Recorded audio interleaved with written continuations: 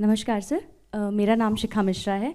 हमारी जो युवा पीढ़ी है और जो आने वाली पीढ़ियां हैं, हमने श्री राम की और सनातन धर्म की एक अलग ही परिभाषा बनाई हुई है। आजकल वो जय श्री राम सुन के और मूवीज़ वगैरह देख के, तो आपसे मैं जानना चाहूँगी कि हमारे लिए कौन सा सही तरीका होगा जिससे हम प्रभु राम को जान पाएँ जो प्रभु श्री राम हैं।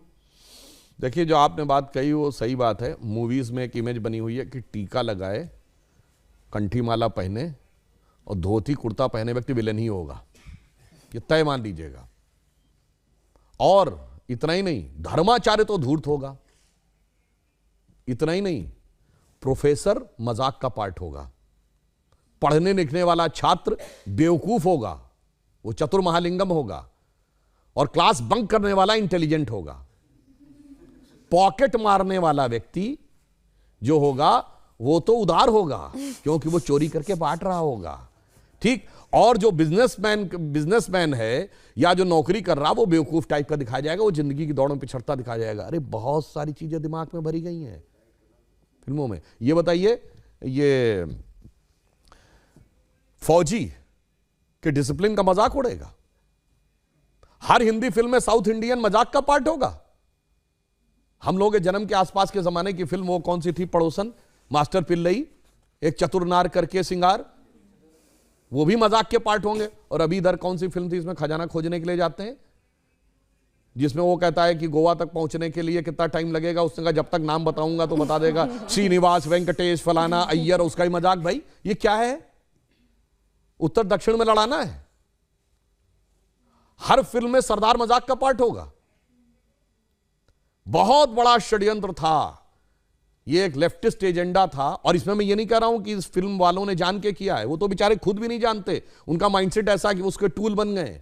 तो नई पीढ़ी ने तो बहुत कुछ ऐसा ही देखा है और ये बड़े करीने से उसके दिमाग में बैठा दिया गया है। अरे भाई, हम लोग भी बच्चे थे तो ऐसी बात रहती थी, बाबा आ जाएगा, झोली बाबा पकड़ के ले जाएगा, तो मतलब वो दाढ़ी वाला बाबा ही झोली होगा। और मैं किसी के प्रति अवमानना नहीं करना चाहता, मगर एक बात बताइए, कभी किसी मौलवी को नेगेटिव रोल में दिखाया गया हो तो बताइए। इवन आतंकवाद वाली फिल्मों में भी उसको कैरेक्टर रोल में दिखाया जाएगा। ये सोचने की बात है। एक ही फिल्म में, अमिताभ बच्चन जी की फिल्म है 1970 के दशक की, जिसमें जब उनकी भाभी आती हैं और या मां अगर उनको प्रसाद देगी, मैं नहीं लेता ऐसा प्रसाद, मैं नहीं मानता ऐसे भगवान को जो गरीब का पेट नहीं भर सकता, उसी फिल्म में 786 का बिल्ला उनकी जान बचाता है और उसको यूं हाथ से लगा रखते हैं। सोचिए कैसे दिमागों में चीजें भरी गई हैं। इसलिए मैं युवा पीढ़ी से कहूंगा, इस जगत प्रपंच से बाहर निकलिए और ओरिजिनल अपने टेक्स्ट पढ़िए। विवेकानंद का साहित्य पढ़िए, स्वामी राम तीर्थ का साहित्य पढ़िए, श्री अरविंदो का साहित्य पढ़िए, गांधी जी ने जो लिखा है उसको पढ़िए। कार्यक्रम के शुरू होने से पहले कुछ आप विवरण दे रहे थे, मैं चाहती हूँ वो दर्शकों तक भी पहुंचे। कैसे समय की चाल बदली। देखिए, हम आपको एक बात ये बताएं, आप सब ने शनि की 7.5 वर्ड सुना होगा। ये 7.5 का मतलब क्या होता है? शनि एक राशि पे 2.5 साल रहता है और वो इतना शक्तिशाली, जिसे ढैया कहते हैं आप, एक उसकी इतना शक्तिशाली होता है कि एक राशि आगे और एक राशि पीछे तक इंपैक्ट रखता है। यानी कोई बहुत पावरफुल है तो उसका इंपैक्ट एक स्टेप आगे एक स्टेप पीछे, तो 2.5, 2.5, 2.5, 7.5। तो कहते हैं ना, पहली ढैया, दूसरी ढैया, तीसरी ढैया।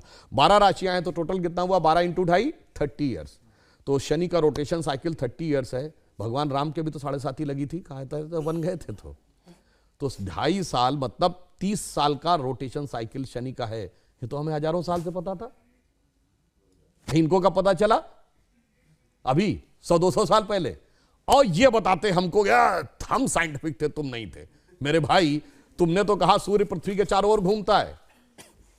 और मजे की बात जानते क्या है? गैलीलियो ने कहा 1633 में कि सूर्य पृथ्वी के चारों ओर घूमता है। यह गलत है, पृथ्वी सूर्य के चारों ओर घूमती है। तो उसको कह दिया गया कि तुम्हारी मौत की सजा दे दी जाएगी। उसने माफी मांगी, उसको अपराधी चर्च का घोषित किया गया। चर्च का अपराधी। और वो चर्च के अपराधी की श्रेणी में जानते कब तक रहा है? 1992 तक।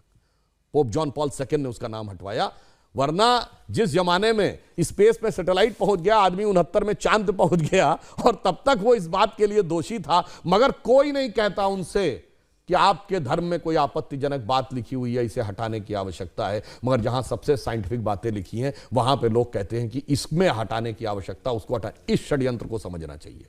इस षड्यंत्र को आप भली भांति समझें तो आपको समझ में आएगा कि जो सभ्यता सर्वाधिक उदार है, उसी सभ्यता के साथ सबसे अधिक छल किया जाता है, जिसे हम कहना चाहेंगे आजादी का अमृत काल है।